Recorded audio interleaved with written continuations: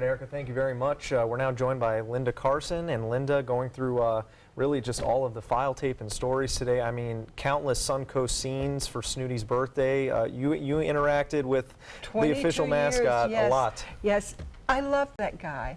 It's hard not to sit here and cry about it, but my heart goes out to the people who took care of him.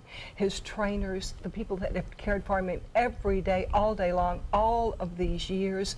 He was family to them. They loved him. Yeah. My heart just breaks for them. They did everything they possibly could for Snooty.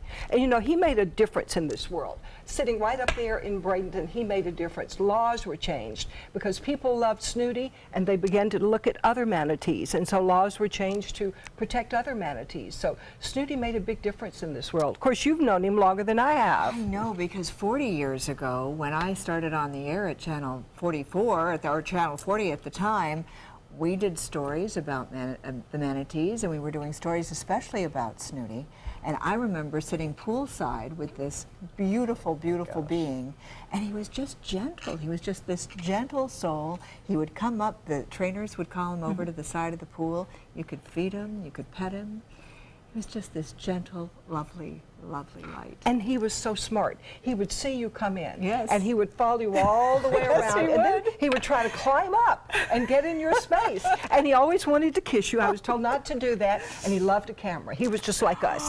A little camera came in, and he would go to it. A big camera, he headed for the big camera. Absolutely. Now, unfortunately, Snooty was the target of several hoaxes as well over the years. We'd always get the stories about Snooty's death, and then the South Florida Museum would confirm it. And to be honest, I mean, I think a lot of us were waiting for that today. We were waiting for them to confirm, no, this is just a hoax, it didn't happen. But I mean, what was it like, you know, once that really sunk in? I just never thought it could happen. Of course, we don't think that about things that we love, and we really love Snooty, but you know, people were watching him because manatees usually live just a few years in the wild. That's right. And at 69 he was setting world records, and the scientists were learning so much about Snooty. So every day he could live meant a lot to science. So he was very important, and people are watching him in other countries. You know, there was a camera in there. There you go. He loved his camera. There was a camera in there, and they were watching him all over the world. So people are mourning all over the world right now. Absolutely. I mean, what an ambassador for, you mentioned his species, but also just the Suncoast.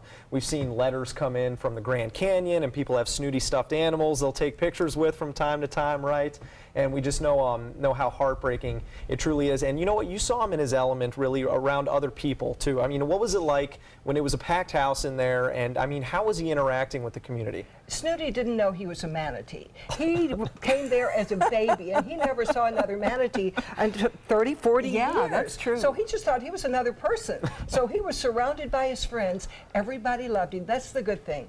Everybody loved him, so he never knew anything but love. So we can take comfort from that. Absolutely. And this was a wonderful situation where you had the human interaction that was a positive outcome for this beautiful mammal.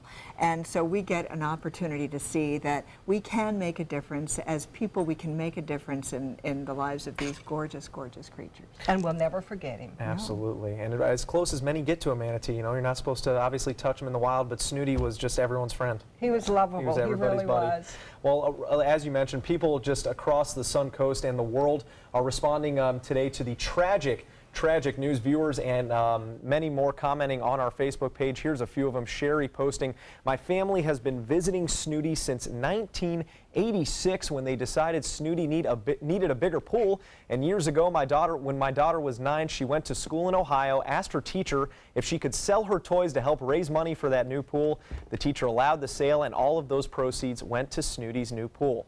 Another person commenting, "I am so saddened by this turn of events, especially because it was not a natural death." Certainly something we're all coming to grips with. And then Marcia wonders, why is it that negligence is now called an accident? People are negligent in doing their jobs and duties. People die, animals die, but it's never anyone's fault. Everything is an accident. If the staff kept him safe, he would not be dead. We are certainly not making any assumptions and waiting for these investigations to play out. And if you would like to leave your own comment, memories, and/or photos with Snooty, you can do so by putting them right on our Facebook page.